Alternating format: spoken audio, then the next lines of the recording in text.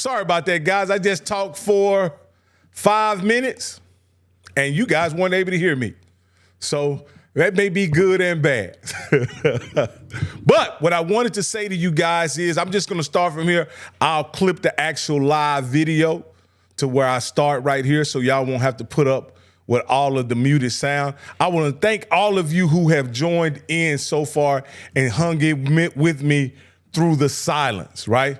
I said quite a bit leading up to this, but what I really wanted to get out is I want to welcome everyone to the first episode of the Rocky Miller Podcast.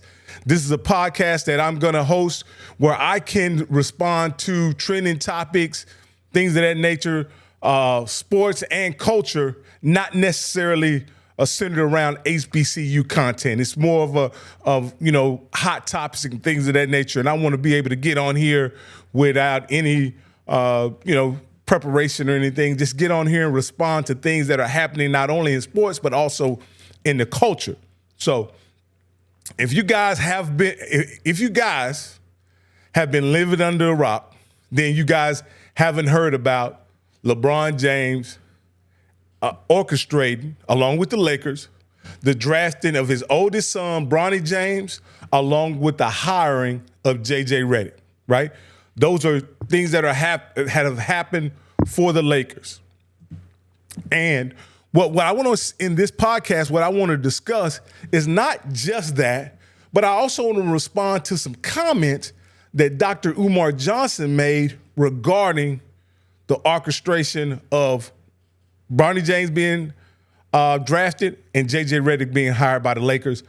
I want to give my responses. And if you are so inclined, you're welcome also to join in this conversation. And you can always text or call. You can text or call 254-300-6330. That's 254-300-6330. And you can call in to get into the conversation, and you'll be broadcast live on the air. But with no further ado, I wanted to get into this. Now, Dr. Umar Johnson is a social media influencer. He's a trained school psychologist. And I want to say he has a doctorate in psychology. And so he's a guy, I also say he's an activist and a leader in the black community, right? And he's somebody that never shies away from controversy as it relates to sports and culture. And he made some interesting comments regarding the hire of J.J. Redick and the drafting of Bronny James. And I want to play his comments right now. Wrong clip. See? Let me get it right now. About the power that LeBron has in the Lakers organization, because you brought up Steve Nash and how he had no experience. Right. So when you see LeBron, he gets his son drafted and the hiring of J.J. Redick, who's never coached anywhere. Absolutely. What are your thoughts on that? I'm disappointed in Black America because I feel like they're attacking Bronny more than J.J. Redick. I agree with you 100%. How the hell is Bronny James getting all this heat from Black America, but J.J. Redick ain't getting all this heat? J.J. Redick ain't never won nothing. He ain't win nothing in college. He ain't win nothing in the NBA. He wasn't no MVP. I don't know if he was ever first team offense or defense, maybe once or twice, but he clearly don't have the record of a Sam Cassell. Mm-hmm. Sam Cassell should have been offered that Lakers job, and if not the Lakers job, one of the coaching vacancies. Look at all these good black assistant coaches out there who are being overlooked for white privilege. J.J. Redick did not earn that position. They gave it to him. But rather than attack that, we're going to attack the 19-year-old kid? Mm-hmm. I want LeBron to play with his son because the optics of that, I think, will be very positive for young black males, and I think it could be a small motivation for black men to do more with their sons and more with our boys. So I want to see LeBron and Bronny on the same court with one disclaimer: if I don't catch Bronny James bunny hopping no damn more. Because if he all right, those were the comments by Dr. Umar Johnson on the Breakfast Club. He was asked simply what was his thoughts about Bronny James and what has happened with the Lakers. And he criticized Black America for not scrutinizing the J.J. Redick hire.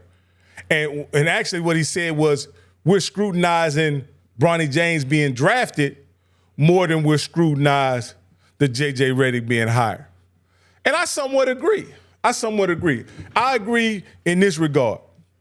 Bronny James is a kid that has benefited from who his father is.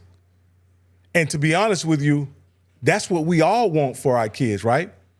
If we've lived a good life, if we set a good example, if we've made the right connections as fathers and as mothers, as parents, then hopefully our children can benefit from those associations and those privileges and those connections that we've made. I know I've helped my children out, help them get jobs, get internships, get all kind of things as it relates to them trying to progress into adulthood. And a lot of times I believe the reason why they were given such opportunities is because of who their mom and dad was, right? That's the same thing that happened here. I don't understand why America as a whole, particularly Black America, has a problem with Bronny James being given the privilege of being drafted into the NBA, considering the greatness of his father. It's not like Bronny James is not worthy whatsoever. At the end of the day, he was a McDonald's All-American. He played major college basketball. He went to the combine. It was the MVP and had a 40.5-inch vertical. He has the pedigree that's worthy of being drafted in the NBA. Whether he's a good enough player to be impactful, we'll find that out. We'll find that out. We'll see that. That'll be determined on the court by Bronny James. We can talk about it beforehand, but at the end of the day, what kind of NBA player Bronny James becomes is going to be decided on the court. And personally, I'm rooting for the kid. I hope he becomes a great NBA player. If he becomes a good NBA player, I'll be happy with that. Let's say this, even if he becomes a journeyman player, right? I think that's even a success, considering, the health scare that he had at age 18 prior to entering college. Considering he had major heart surgery at age 18. Even if he becomes a journeyman NBA player, I think that's a huge accomplishment. And I think LeBron James using his power and will to create an opportunity for his son has been way scrutinized more than I care to think about. It's been scrutinized ad nauseum. LeBron James using his power and influence to create an opportunity for his son. However, what's not been scrutinized enough is LeBron James using his power and influence to create the opportunity for J.J. Redick, what I would consider a middling NBA player who did not have any championships, was not, in my opinion, did not have any remarkable career. He made some money, but in the NBA, everybody make money. LeBron James creating an opportunity for J.J. Redick. Was this something that LeBron had to do? Should LeBron have done it for a player, not a player, and a coach who really has no experience coaching at the pro level? Now, I'm a LeBron guy, right? So at the end of the day, I'm going to support whatever decision LeBron has. I can support J.J. Redick being hired as coach because ultimately I see that as that's what LeBron wanted. LeBron wanted J.J. Redick hired as coach. It's LeBron using his power and influence to create the outcome he wanted. And considering LeBron's track record of championships and success in basketball, being a LeBron guy, I can go along with it. The same way I can go along with him using his power and influence to have his son drafted in the second round by the Lakers. At the very end of the day, I trust LeBron's judgment over the Lakers organization, over Jeannie Buss, and for that matter, over anybody else in basketball.